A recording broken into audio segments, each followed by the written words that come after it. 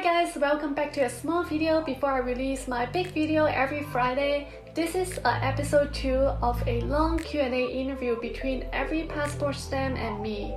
By this time of the interview, I've traveled to 138 countries as a solo female traveler.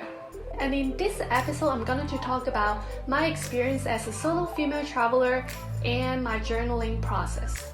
Please like and subscribe to my video and turn on the notification bell button.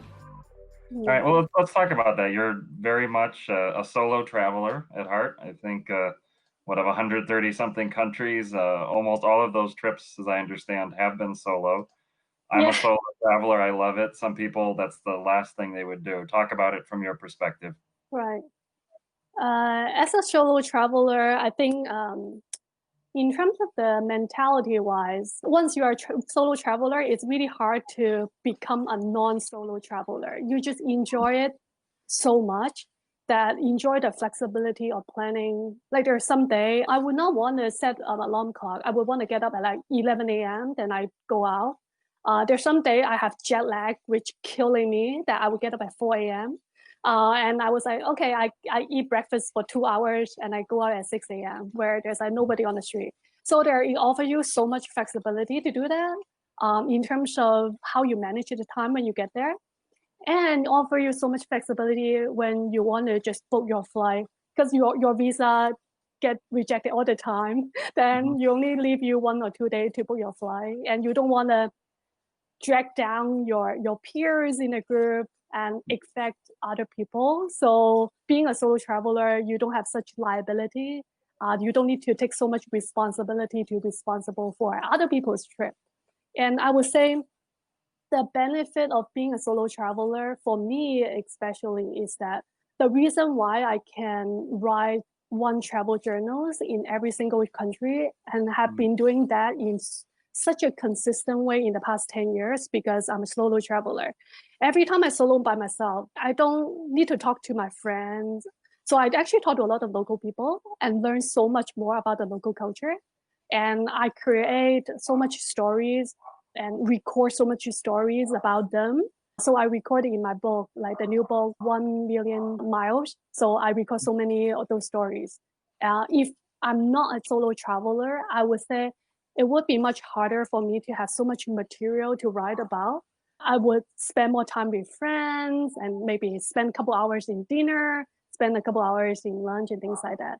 And this doesn't give me a long time to think about your observation about the local country or your insights about, the society, the economies and things like that.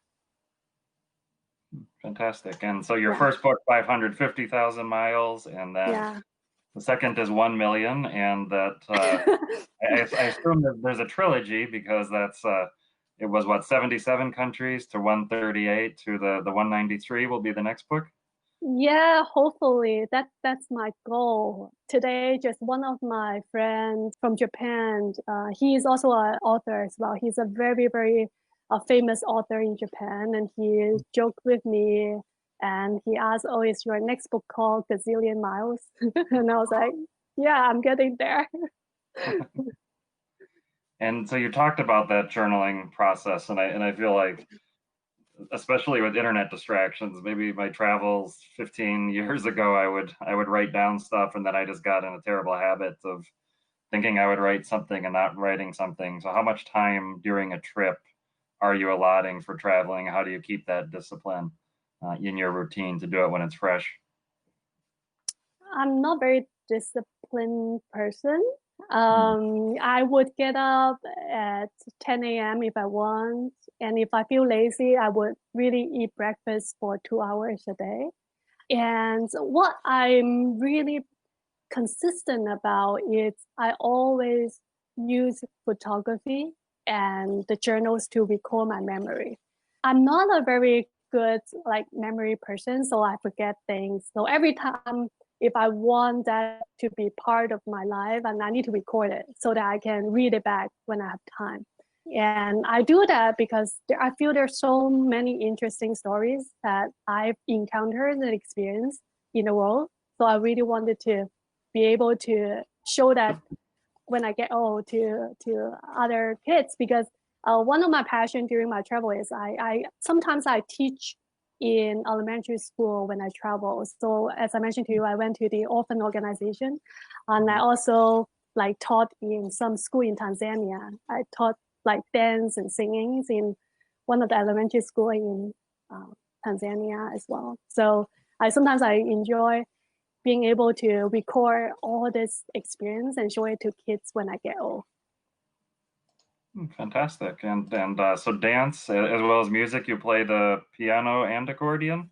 Is that figures into your travels as well? Well, I actually only play piano maybe once during my travel. That was when I was in Peru more than 10 years ago.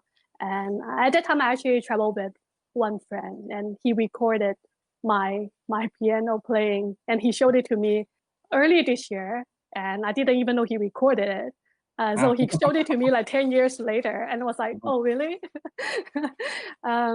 Yeah, but I think every time I move to a new country, the first thing when I settle down, the first furniture I bought is always a musical instrument. So I always buy a piano. So in Singapore, I owned a piano and ukulele. In Seattle, I own a piano and pipa, a Chinese string instrument. Mm-hmm. And in California, I own a guitar and piano. In New York, I own an accordion. So every time I move to a country, I always have to have at least 2 instruments with me. So because of I have so much entertainment at home, I never felt bored at home. So I just feel I'm always occupied, so many things to do. Why people are complaining about staying home? There's just so much to do.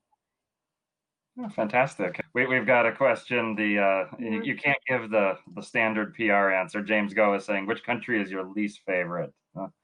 No job interview answer. Give an honest reaction. My least favorite. Well, I haven't really lived in many countries myself. But in terms of traveling, my least favorite, not to offend anyone in the EPS group, but my least favorite is Egypt. Unfortunately, I really hated it on the first day I landed, and I wanted to change my flight to fly out. There was so much sexual harassment towards women. So I met a solo American female traveler there as well. And she also said she got harassed so many times, and she walked on the street and she turned around. A lot of people grabbed her butts, and when she turned around, there's so many hands. You don't know who's who. And it's like ended up you're not catching anyone. And even if you go to the police or anything, it doesn't really matter. For me, I have that sexual harassment too, that people staring at me all the time.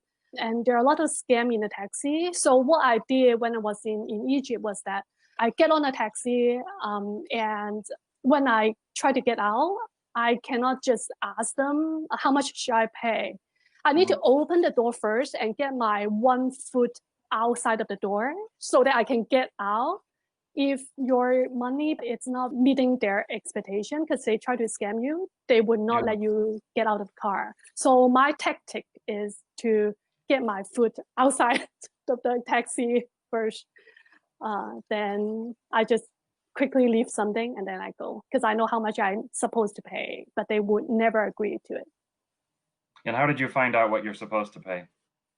I asked the hotel and I Google online. So that's how I found out.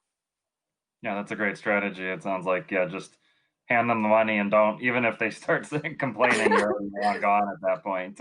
Yeah. Yeah, that happened to me. The same for Argentina, Buenos Aires as well. Okay. Thank you so much for watching. I have another video that talks about my solo travel experience called My 7 Tips to Those Afraid of Traveling Alone. Go watch that if you're interested in. There will be other episodes of this interview series about my experience living in different countries, my world travel, food, school, and career. So watch out, and don't forget to subscribe to my channel, give me a thumbs up, and do share my video with friends, and see you at the comment section.